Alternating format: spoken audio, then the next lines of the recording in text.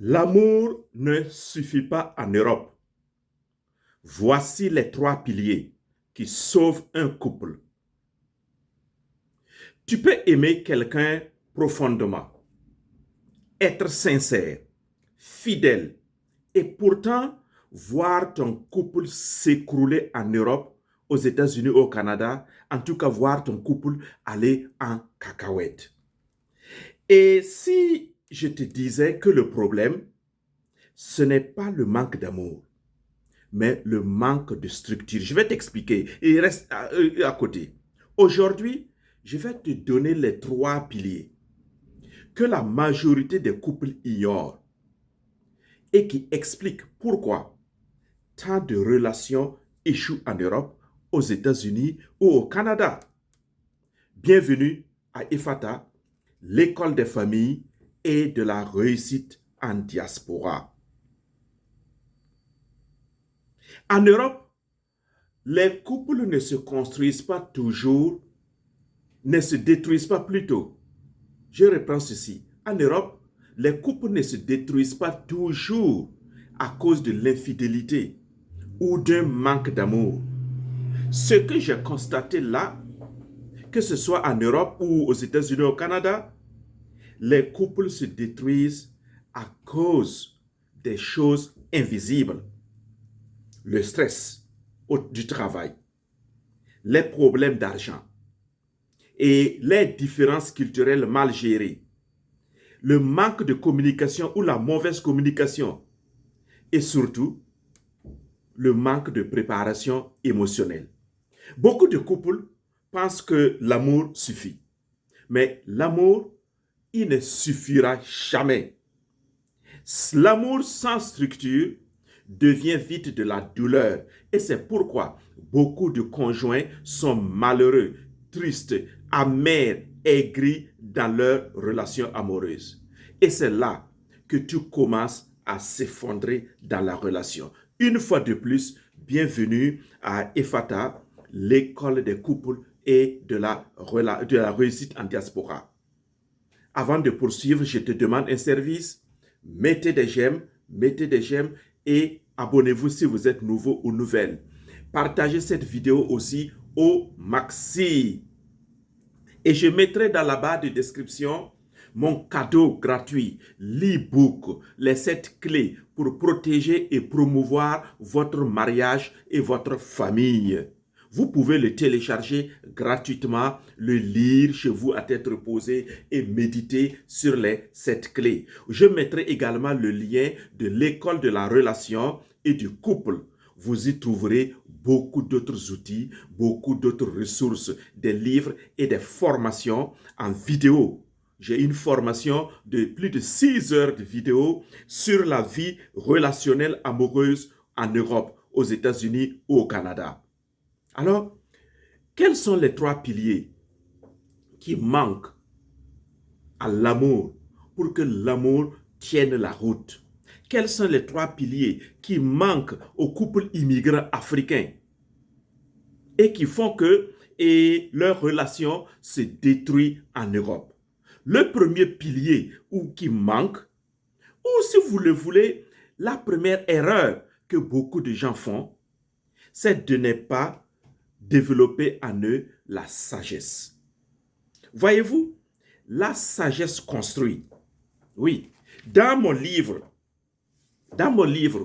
Construire son mariage sur le roc, j'ai expliqué cela à l'intérieur.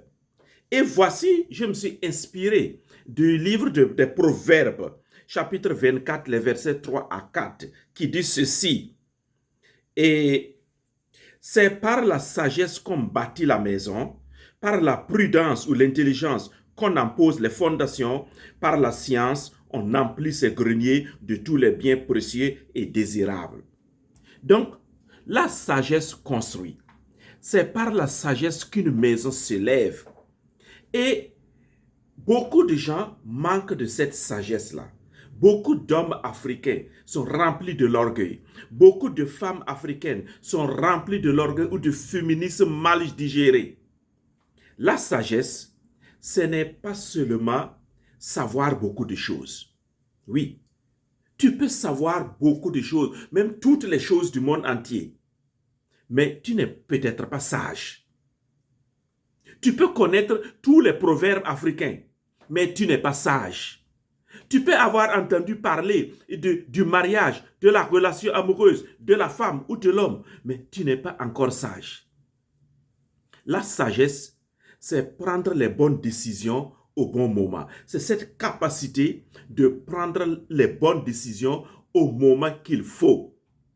Et cette capacité-là, cette habilité manque à plus d'un. Et cela fait que le mariage va se détruire en Europe, surtout face aux défis majeurs que rencontrent les couples immigrants africains. La sagesse, c'est une combinaison de la vision et des bons choix. Où est-ce que je vais aller? Jusqu'où je vais aller? Avec quoi je vais y aller? Et quels sont les bons choix que je vais faire aujourd'hui? Un mariage ne tient pas juste par l'amour. L'amour, ce n'est que la porte d'entrée. Mais un mariage tient par les bonnes décisions quotidiennes. Concrètement, je vous donne des exemples. Choisir le bon conjoint. Ça, c'est un des bons choix. Choisir le bon conjoint selon les valeurs, la vision, la foi, la mentalité. C'est la sagesse qui permet de faire ce choix. Savoir quand parler et quand se taire. Pardonner au lieu de nourrir des conflits. Penser en termes de nous au lieu de en termes de moi. L'égoïsme. Un couple peut s'aimer de fond en comble, mais sans sagesse, vous allez voir qu'il y a des disputes, il y a des blessures, il y aura la séparation ou même le divorce. Mais avec même un peu de sagesse, vous allez voir que ce couple-là va croître. Il y aura la paix, il y aura la solidité, il y aura de la profondeur et le bonheur de vivre dans ce couple. La sagesse construit l'unité du couple. Voici le premier pilier qu'il faut développer. Et sans cela, votre couple va se détruire en Europe, aux États-Unis, au Canada, en tout cas dans la diaspora. Et vous n'aurez que vos yeux pour pleurer, même en Afrique. Avant de continuer, mettez encore les j'aime et déposez vos commentaires. Et tous ceux qui veulent une consultation avec moi ou un partenariat, mon email et mon numéro de téléphone sont dans la barre de description. Vous pourrez me contacter, je vous répondrai le plus tôt possible. Le deuxième pilier qu'il faut afin que votre amour ne se détruise pas en Europe, c'est l'intelligence ou la prudence. Dans le livre des Proverbes que je venais de lire, c'est le chapitre 24, les versets 3 à 4. Le mot prudence et intelligence, ça va ensemble. Ce sont des mots interchangeables. Et il est dit que la prudence stabilise, la prudence affermit. C'est par la prudence ou par l'intelligence que ta maison va s'affermir. Qu'est-ce que l'intelligence ou la prudence veut dire ici? L'intelligence veut dire ici la prudence accompagnée d'une stratégie, d'une bonne manière de faire et accompagnée également d'une discipline. Construire un mariage, une relation est une chose, mais tenir dans le temps en est une autre. Beaucoup de couples immigrants africains sont des indisciplinés dans la relation amoureuse. Ce sont des gens qui veulent jouer double jeu, qui jouent au cache-cache et qui n'ont pas de stratégie. Comment je vais faire pour que mon mariage tienne jusqu'à 5 ans, 10 ans, 15 ans, 50 ans? Ils n'ont aucun plan pour cela. Vous voyez, l'intelligence, c'est cette prudence-là qui s'accompagne de stratégie et de discipline. L'intelligence va protéger ce que tu as déjà construit dès le départ. Concrètement, qu'est-ce que ça veut dire? Ce qui détruit beaucoup de couples, ce n'est pas le manque d'amour, j'insiste là-dessus. Ce n'est pas le manque d'amour, mais c'est le manque de gestion. Oui, et l'intelligence ou la prudence, c'est cette capacité à gérer. Gérer les finances intelligemment pour éviter les dettes inutiles. Mettre des limites par rapport à la grande famille, aux amis, aux réseaux sociaux. Communiquer calmement, même au moment des tensions. Créer des bonnes habitudes pour avoir des bons temps ensemble. Le respect, l'organisation de la vie familiale. Voici des capacités, des compétences que l'intelligence ou la prudence va te permettre d'acquérir. Et si tu n'as pas acquis ce deuxième pilier-là, je te garantis à 500% que face aux difficultés de la vie, en Europe, aux États-Unis, au Canada ou même en Afrique, ton mariage va basculer, va sombrer, va couler comme un bateau. Un couple sans prudence, vous allez voir que la jalousie va naître. Il y aura la pression, il y aura le désordre, parce qu'il n'y a pas de discipline. Il y aura le désordre. Mais un couple avec prudence ou avec l'intelligence, il y aura l'équilibre, le respect et la sécurité. L'intelligence protège le couple contre les crises. C'est la même chose. J'ai dit l'intelligence ou la prudence. Utilisez le mot que vous voulez. Voilà. L'intelligence ou la prudence protège le couple contre les crises. Voici, chers amis, le deuxième pilier qu'il faut développer pour pouvoir éviter réellement que ton couple ne sombre en Europe, aux États-Unis, au Canada ou en Australie. Troisième pilier, avant de continuer, n'oubliez pas encore, j'ai déposé dans la barre de description mon cadeau pour toi et pour vous. 7 clés pour protéger et promouvoir votre mariage et votre famille. C'est un cadeau purement gratuit que tu peux télécharger, lire, méditer, étudier. Troisième pilier, c'est la connaissance. Le livre des Proverbes au chapitre 24 dit, par la connaissance, les chambres vont se remplir. Ici, vous pouvez utiliser le mot connaissance ou le mot science ou le savoir. La connaissance, c'est quoi? La science, c'est quoi? Ce sont les compétences. C'est l'apprentissage plus qui devient réellement une expertise pour toi. Beaucoup de gens ne savent même pas ce que veut dire mariage. Ils ne comprennent même pas ce que veut dire une relation.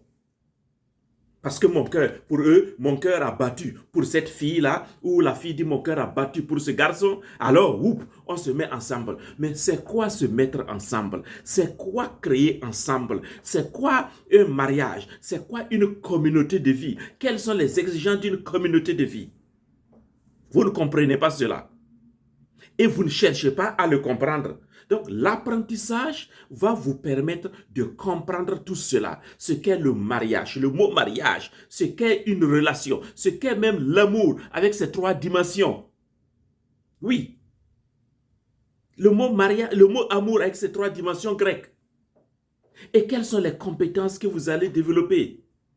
Et c'est tout ça qui constitue la science que vous allez acquérir. Et c'est ça qui fait entrer l'argent, qui attire les opportunités et la valeur dans votre relation. Concrètement, de quoi il s'agit? Beaucoup pensent que le mariage va marcher tout naturellement. C'est faux, les amis. Tu es en relation avec quelqu'un, ça ne va pas marcher tout naturellement. Si tu penses que c'est parce que tu vas prier, parce que tu vas jeûner, parce que tu vas jeûner pendant 40 ans, parce que tu vas prier pendant 40 ans, parce que tu vas faire ou te croiser les bras, ou parce que tu l'aimes sérieusement, que ta relation va tenir la route. C'est faux. Un bon mariage, ça s'apprend. Une bonne relation, ça s'apprend. Apprendre à communiquer. Communiquer n'est pas parler bouya seulement. Communiquer, c'est d'abord écouter vraiment. Concrètement aussi, c'est comprendre les différences entre hommes et femmes et accepter ces différences, que l'homme est différent de la femme et vice-versa. Concrètement aussi, c'est développer l'intimité émotionnelle et spirituelle.